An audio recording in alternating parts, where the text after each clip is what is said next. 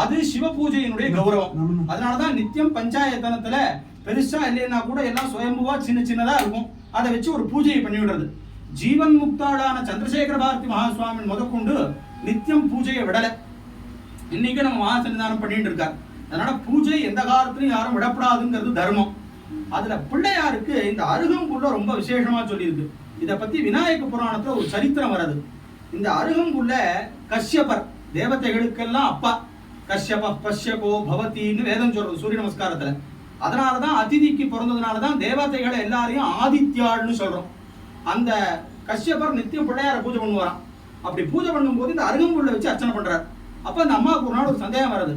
எக்கச்சக்கமான வாசன புஷ்பம் எல்லாம் இருக்கு, நம்ம பசங்களோ தேவேந்திரன் மற்ற தேவதைகள்லாம் நீங்க சொன்னீங்கன்னா மேலேந்து பெரிய பெரிய பாரிஜாதம் அப்புறம் கதம்ப விருட்சம் இதெல்லாம் கொண்டு வருவாடு, இந்த சாமானிய புல்லை வச்சு நீங்க பூஜை பண்றீங்களே என்ன காரணம் நாடம்?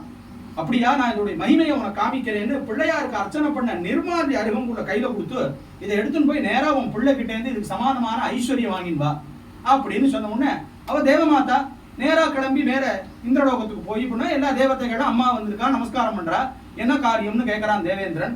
இல்ல உங்க அப்பா கிட்ட கேட்டேன், இந்த மாதிரி பிள்ளையாருக்கு அர்ச்சனை பண்ண அருகம்புல்ல இதுக்கு சமானமா ஐஸ்வர்யம் கேட்டாரோன்னு இந்திரன் சிரிச்சானா. இதோ புல்லு, இதுக்கு சமானமா இந்த குந்துமணின்னு சொல்லுவோம்.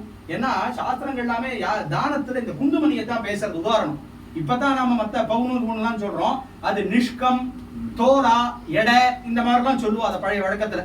அந்த மாதிரி நிஷ்கம்னு சொல்றது ஒரு வழக்கம். குந்துமணி அளவு கூட தங்கம் வராது, நான் வேணா அப்பா சொன்னதுக்காக வேணா ஒரு கட்டியை வேணா வச்சு கொடுக்குறேன் நானும். இல்லை இல்லை அவர் சொன்னதுதான் நீ செய்யணும், இதை வச்சு நீ ஆள அப்படின்னா உடனே ஒரு தராசில இந்த அருகம்புல்லையும் வச்சுட்டு பக்கத்துல அவன் என்ன பண்ணா ரொம்ப சிரிச்சுண்டு சும்மா ஒரு சாமான்யமா ஒரு தங்கத்தை வச்சானா, அளவு வரல. இப்படியே ஒவ்வொன்றா வைக்க ஆரம்பிச்சு இந்திரன் யமன் வருணன் குபேரன் வாயு, கடைசியில இந்திரனுடைய அழகாபுரிப்பட்டினம்னு சொல்லக்கூடிய இடத்துல இருக்கிற ஐஸ்வர்யம் எல்லாத்தையும் வச்சாச்சு. தராசு தட்டு அப்படியே இருக்கு, சமானமே ஆகல. தேவதைகள் 3 பேரு பிரம்ம விஷ்ணு மகேஸ்வராலும் வந்து பார்த்துட்டா, கடைசியில் ஆகல. எல்லாரும் என்ன பண்றதுன்னு திக்குமுக்காடின்னு இருக்கும்போது அன்னைக்கு பூஜையை முடிச்சுட்டு மேல கஷ்யபர் வந்தாராம். அவர்கிட்ட அன்னைக்கு பூஜை பண்ண அருகம்புல் இருந்ததாம். அவர் பண்ணாரா எல்லாத்தையும் நகுத்துன்னுட்டு அன்னைக்கு பூஜை பண்ண அருகம்புல் அது மேல வச்சாராம், சமானமாயிடுதான். அப்பதான் அருகம்புல்லினுடைய மகிமை எவ்வளவு பெருசுன்னு சொல்லி இது விநாயக புராணத்துல இந்த சரித்திரம் வருது. அதனால பிள்ளையாருக்கு இந்த அருகம்புல்ல போடுறத ரொம்ப விசேஷமா சொல்லியிருக்கு.